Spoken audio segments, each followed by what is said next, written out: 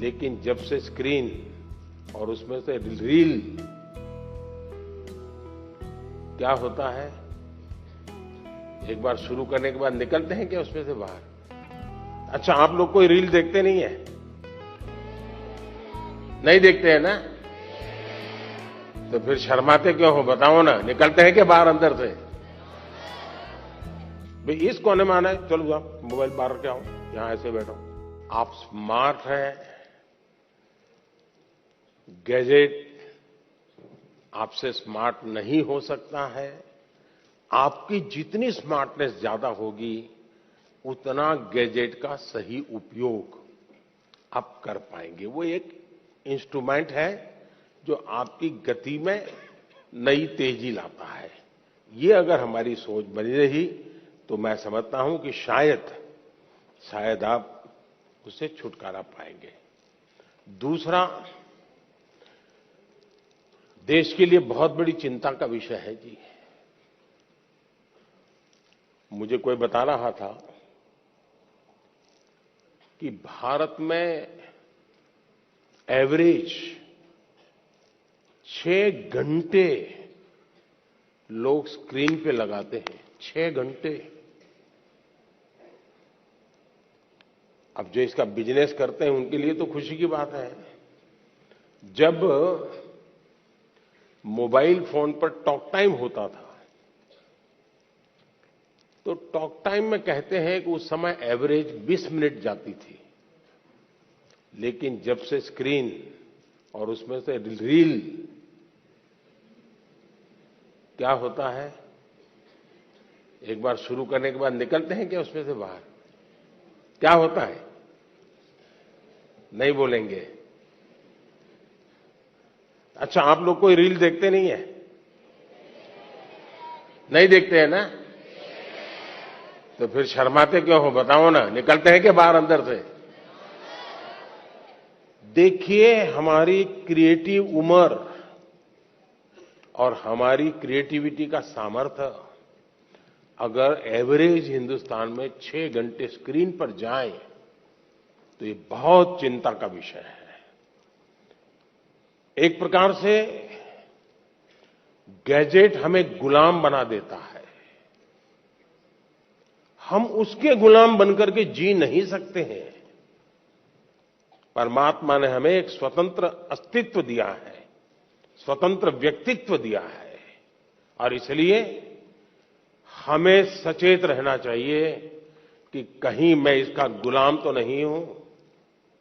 आपने देखा होगा, आप कभी भी देखे होंगे, मेरे हाथ में कभी कोई मोबाइल फोन शायद आप रेयरली कभी देखा होगा, रेयरली।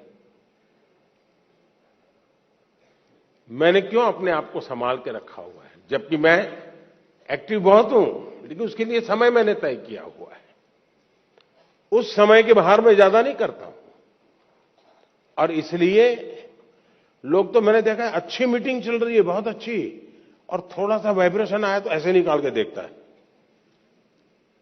मैं समझता हूं कि हमने खुद ने कोशिश करनी चाहिए कि हम इन गैजेट्स के गुलाम नहीं बनेंगे।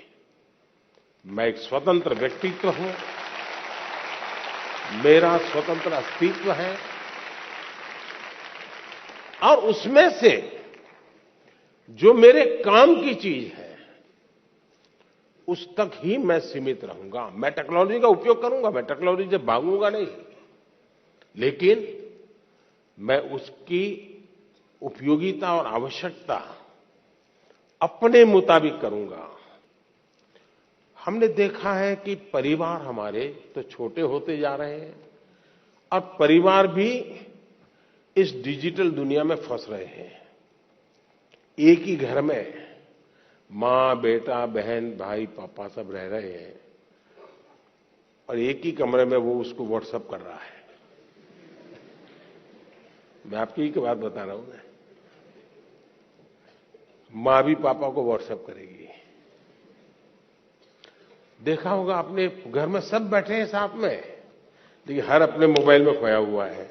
वो उधर देख रहा है, ये इधर देख रहा है। यही हो गया है ना। मुझे बताइए, परिवार कैसे चलेगा जी? पहले तो बस में ट्रेन में जाते थे तो लोग गप्पे मारते थे, अब अगर कनेक्टिविटी मिल गई तो पहला काम यही, जैसे दुनिया भर का काम उन्हीं के पास है, उनके बिना दुनिया रुक जाने वाली है। ये जो बीमारियां हैं, इस बीमारियों को हमें पहचानना होगा। हम अगर इन बीमारियों को पहचानेंगे तो हम बीमारियों से मुक्त हो सकते हैं। और इसलिए मेरा आग्रह है, घर में भी क्या आप एक एरिया तय कर सकते हैं क्या? परिवार में जाके आज ही तय कीजिए, एक एरिया तय करिए। ये एरिया जो है नो टेक्नोलॉजी जोन, मतलब वहां टेक्नोलॉजी को एंट्री नहीं मिलेगी। वहां आना है घर के उस कोने में तो मोबाइल वहां रखते आओ और वहां आराम से बैठेंगे, बातें करेंगे।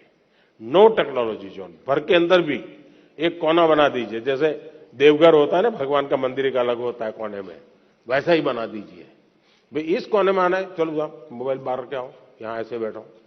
आप देखिए धीरे धीरे आपको जीवन जीने का आनंद शुरू होगा।